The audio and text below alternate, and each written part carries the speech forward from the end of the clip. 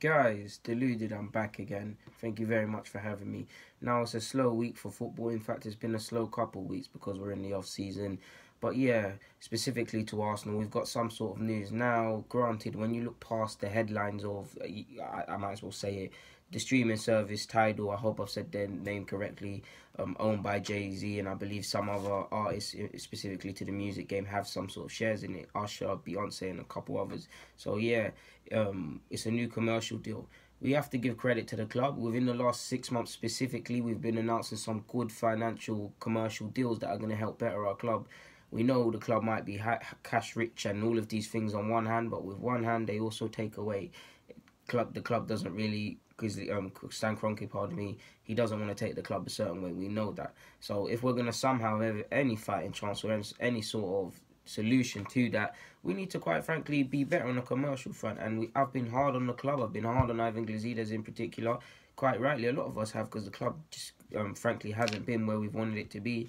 But we have to give them credit, and those behind the scenes that we don't see or we don't know because we're not in the know, we have to give them credit for helping, trying to get us what's the word? I'm so happy I'm losing my words.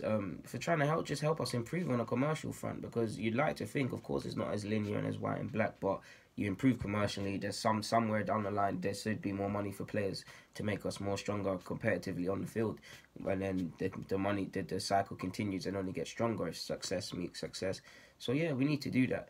Obviously, it's not the most eye-dropping of financial deals when you look past the hype of Jay-Z being the owner and all of these things. It's only worth 1 million a year. Obviously, to me, that would be a lot of money, but look how much money clubs are getting, and we've announced anything from cryptocurrency to, I don't even know, all lot of stuff in the last 6 months that have been trying to better us on that aspect.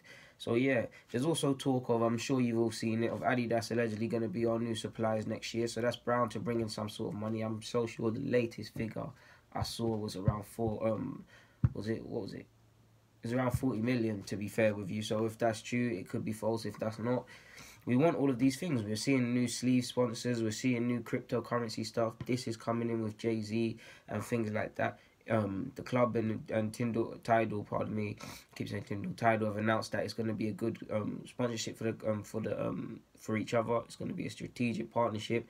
They spoke about exclusive content.